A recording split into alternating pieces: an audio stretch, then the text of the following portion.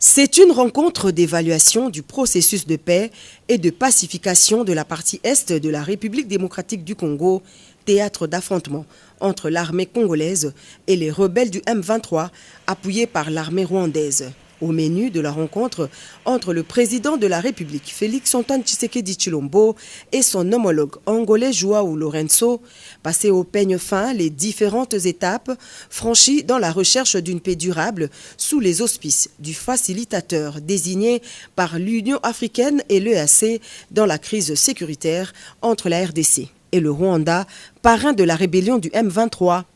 Après l'accueil à l'aéroport, avec tous les honneurs habituels, le président de la République, Félix-Antoine Tshisekedi Tshilombo, s'est rendu au palais présidentiel de la Cidade Alta où l'attendait son homologue João Lourenço. Il s'en est suivi un entretien à deux, hors projecteur, qui a duré plus de 2 heures. L'enjeu est de taille pour les deux chefs d'État, car dans sa démarche de recherche de la paix entre les deux parties et avec le souci de faire respecter le cessez-le-feu imposé à la rébellion du M23, le président Lourenço a sollicité le Parlement de son pays pour voter une résolution accordant l'envoi d'un contingent de 500 soldats à l'est de la RDC. L'arrivée du chef de l'État dans la capitale angolaise ce samedi 18 mars intervient dans une approche informative, le but étant également de recueillir tous les détails opérationnels de cette mission des soldats des forces armées angolaises dans l'est de la RDC. Vous savez que non seulement le processus de désengagement, de cessez-le-feu qui a été décidé par l'Union africaine, acceptée aussi par la communauté internationale, est en souffrance. En fait,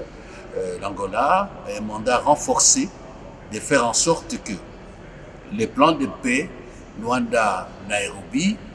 auxquels j'ai fait allusion, soient effectivement exécutés par le M23. Et donc, le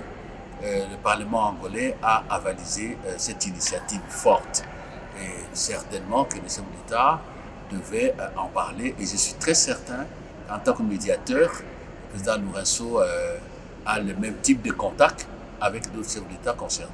Les entrevues entre les deux personnalités interviennent alors que les nouvelles du front renseignent que des rebelles terroristes du M23 se seraient retirés de plusieurs localités de l'Est et une relative accalmie s'observe sur le terrain. Ces quelques heures passées à Luanda auront suffi aux garants des institutions et commandant suprême des FARDC de s'imprégner des dispositions prises par le Parlement angolais, une preuve éloquente de sa détermination à ramener la paix durable à l'Est, mais aussi se rassurer auprès de son homologue João Lourenço que le contingent annoncé avec ses quelques 500 hommes aux côtés des troupes de la MONUSCO et de l'EAC ne sera pas une force de trop déployée à l'Est de la RDC.